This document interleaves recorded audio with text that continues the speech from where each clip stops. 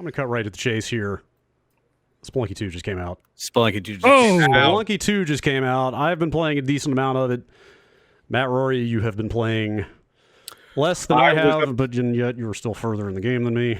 But I was up till about 1 a.m. Yes, I finally got to 4-1. So I'm making good progress. Ben, sounds like you cracked into it just recently.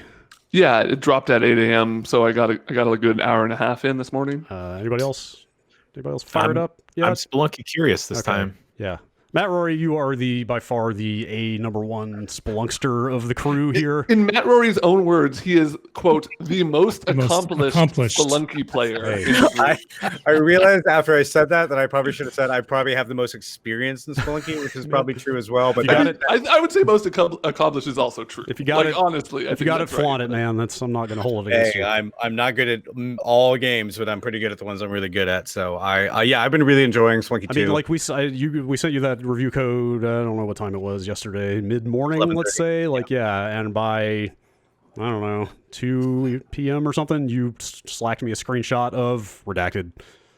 I don't know if I could say what it was, but it was a, let's say, mid to late game thing, and I was like, God damn it, he already got. We don't have to mention too much specific wise because I know people that adventure is part of that whole thing, but I'm really digging it a lot. It's really a balance between incremental and adding a lot of new systems and stuff like that, but it's super fun. It's more Spelunky in a way that I'm kind of glad they didn't go back to the drawing board. Yeah, like I'm with you. Like, you want a Spelunky 2 to feel and look mostly like Spelunky 1, but like for the first hour or two, I was like, this is maybe a little too familiar. Like it's it's a ton of the same items up front. Like the first world is like another brownish cave, similar to the first one. It's weird. They don't. I feel like they don't go out of their way to differentiate it too much right off the bat. Sure, it's kind of an easing into the new stuff. Yeah, that's exactly what I wanted from this game. I feel like my expectations going into this game is I really would have been a-okay if this was Spelunky 1.5. Like, I feel like Spelunky is a game you could really mess up if you tried to add too much. I feel like you'd lose the soul of what makes it good. And I think this, it walked that delicate line of kind of slowing you into hey, yeah, okay, I remember Spelunky, but there's some new stuff, new enemy types, new hazards, right? But then, I got a peek at World 2. I went to 2-1 and was just like, oh, fuck. Yeah.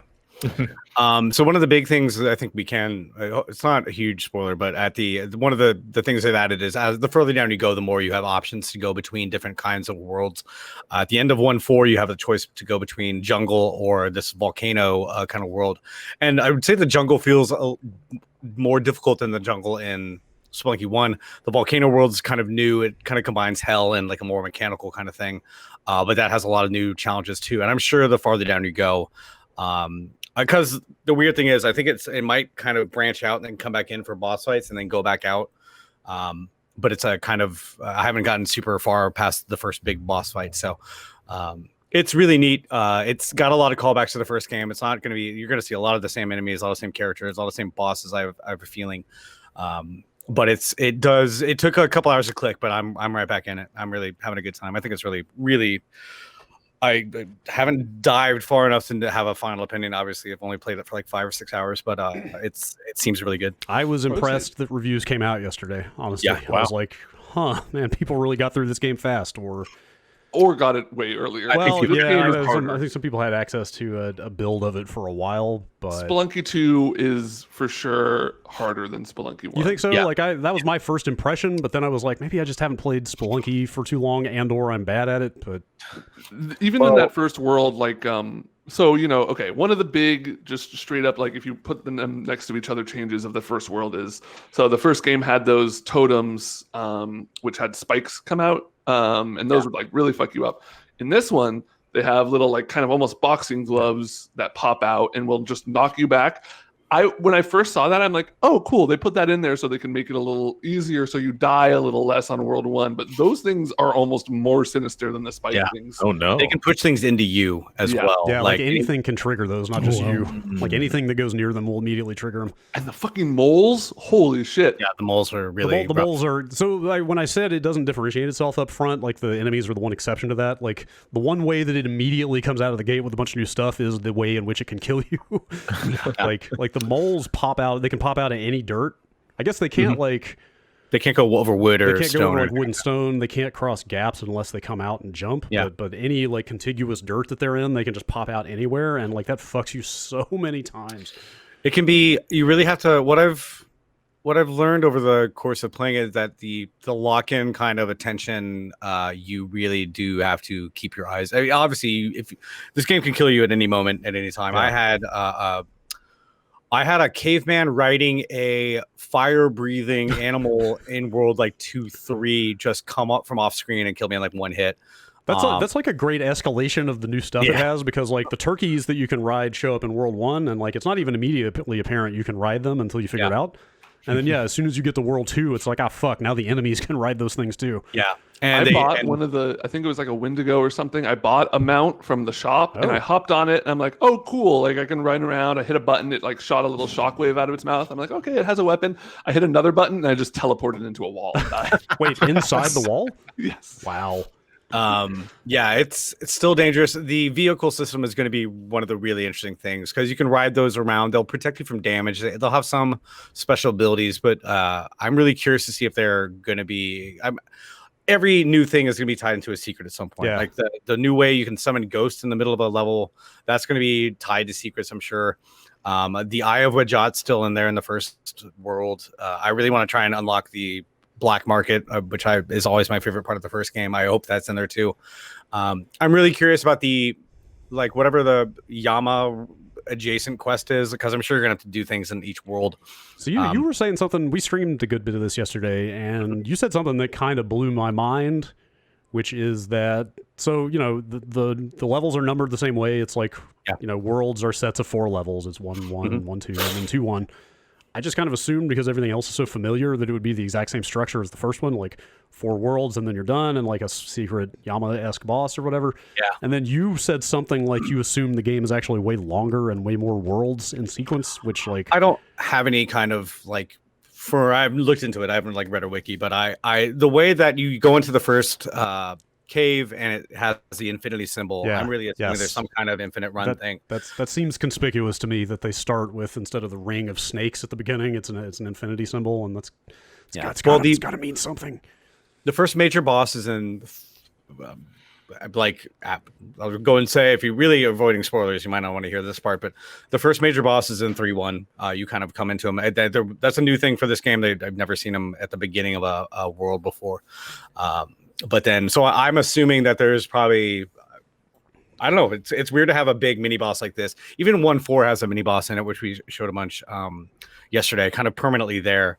Like 1-4 is a pre-constructed level every time I've done it. So that kind of really? Stuff. Yeah, I knew the boss was there every time. I didn't know it's always got that same arrangement of 2 ladders down the center with the kind of spike stuff on the side. But is the rest of the level the same? I don't know, but pretty much is the whole thing the same? Yeah, the 2 caves going down and the 2 exits, it's always pretty much the same. So that kind of makes me, I don't know, worried. But obviously the boss fight level is always the exact same thing. It's the same level every time.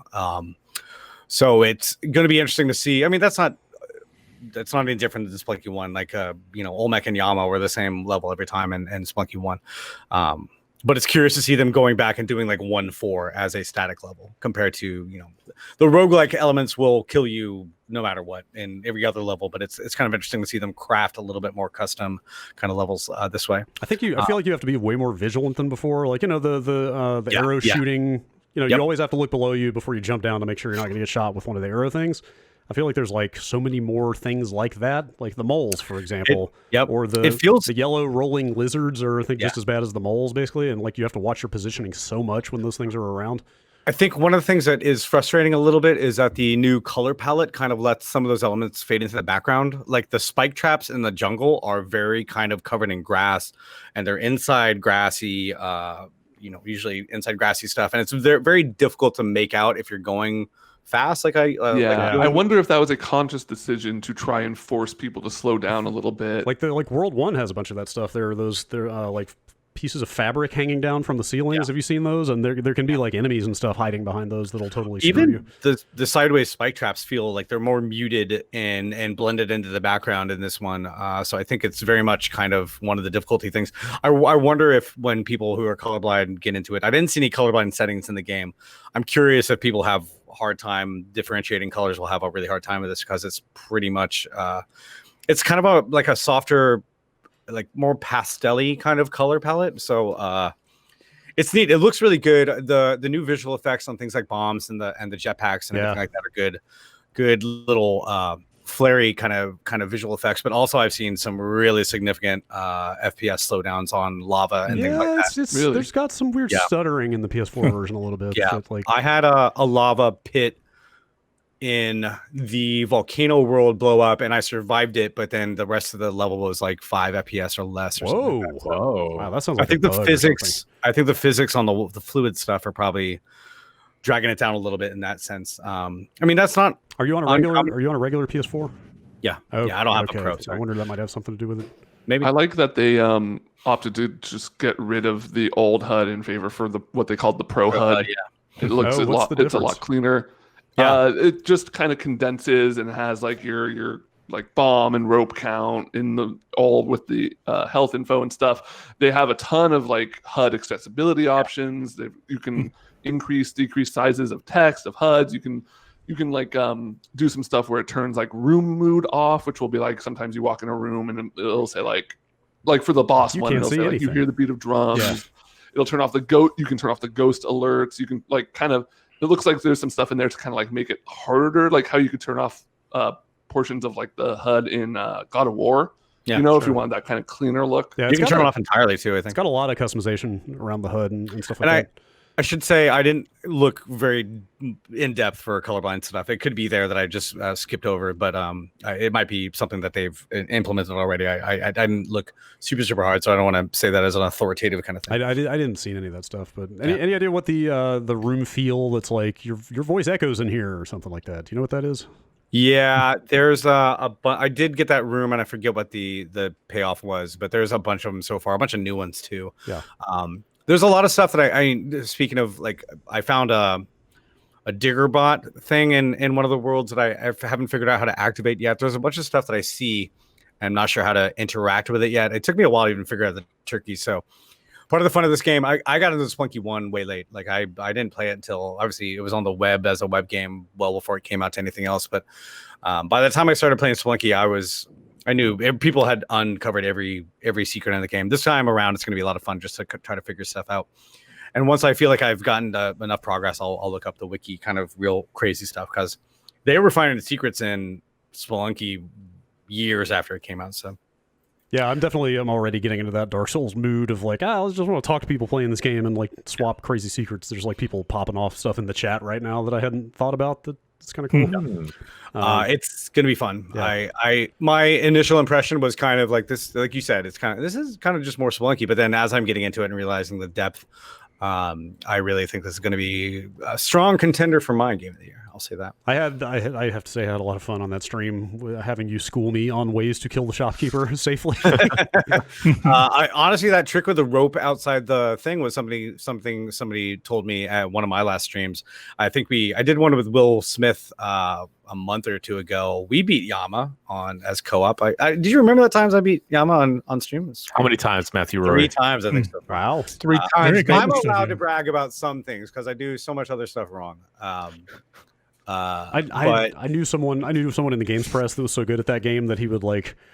There was an indie showcase that we went to for somebody. I forget who it was, and that game was coming out on whatever platform this was for. Yeah. And they had it on a kiosk, and he just like strolled by and did a casual Yama run and just beat Yama standing at the kiosk and then walked off. I think I beat him like 7 or 8 times on a variety of platforms. I did it a bunch on Vita, but it's not. You have to have a lot of stuff go your way.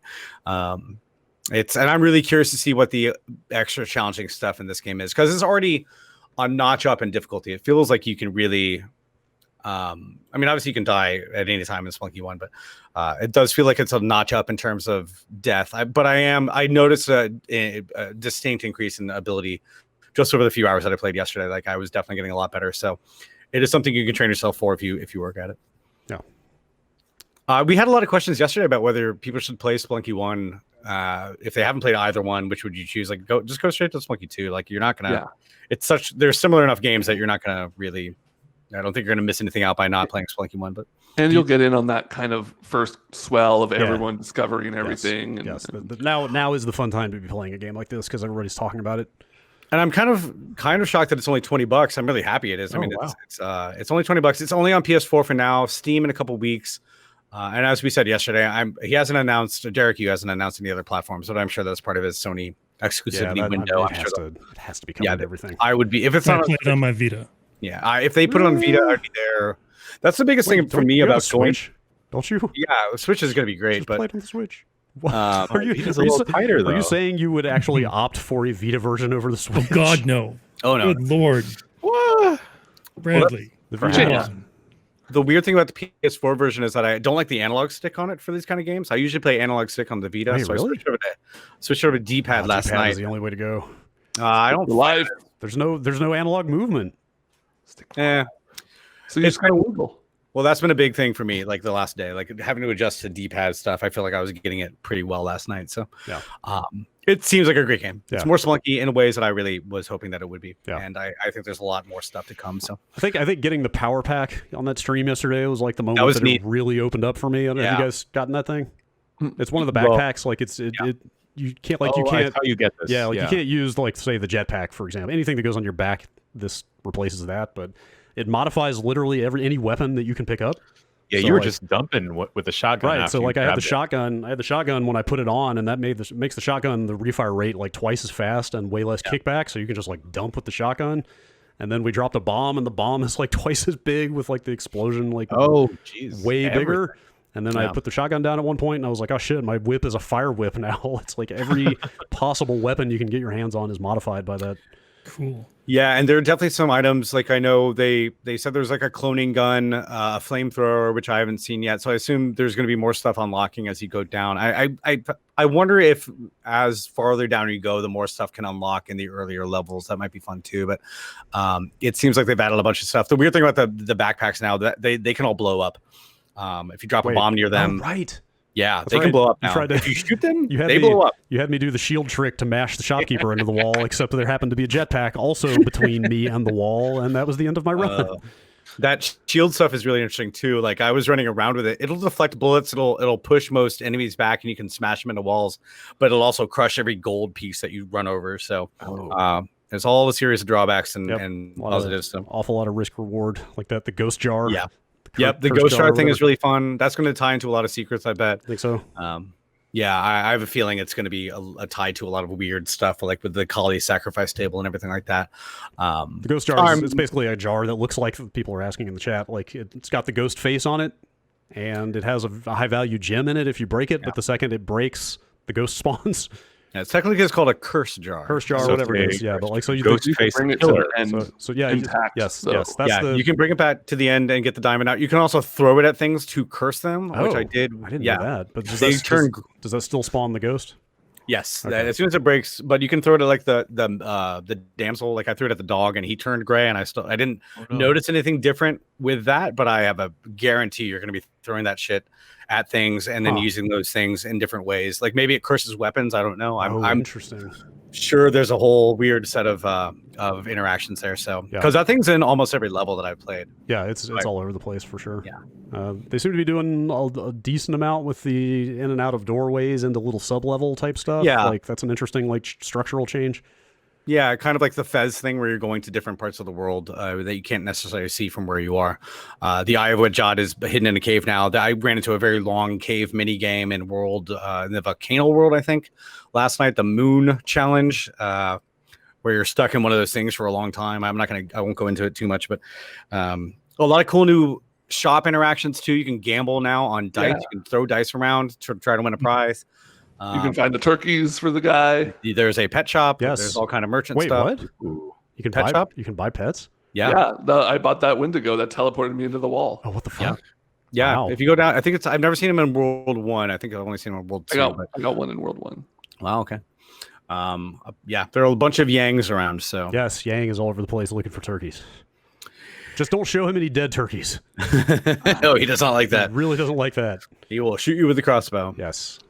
It seems really fun. I'm really like I said, it took like a couple hours before I was like, this is some new shit. Like it really did feel just like more of that at first, but yeah, it's is we'll have more. Are we gonna do opening up very quickly. Chat says you can cook the turkeys with the fire whip. Ooh, Wow, which delicious. Not sure why you. Oh would do yeah, I that. have gotten turkeys as an item before. Yeah, that's good. Oh, do you think would that drop the God, who drops the cooked bird? The cooked Quail bear. The quail bear. Do you think it's that? Do you think it's Probably like that's same like item, that's like an instant heart, right?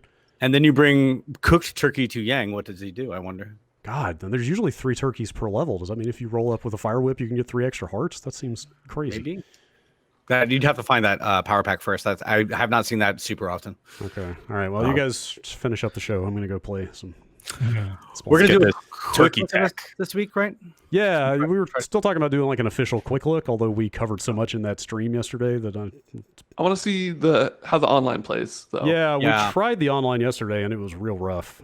Let's try it again. I'll hook up a Ethernet cable. Yeah, let's try it over hardline, and they may patch it. Like they pushed like 4 patches for the game between Friday and this morning, so I think they're still updating quite a bit. I think he said the last thing Derek was working on was the netcode, trying to get it working right. And that I think he has said that was the excuse for not having it on Steam right away, that the netcode would take a little more time. So if I recall, I could be wrong on that one, but I really hope that gets patched in out, because I really do. The times that I've played co-op Spelunky 1 have been fun, but the way the camera is locked to one player made it very, very difficult. We still beat Yama though. Oh well, la di da. Yeah, we'll have more of that soon. I think. Yes, I definitely we will do some more of that for sure.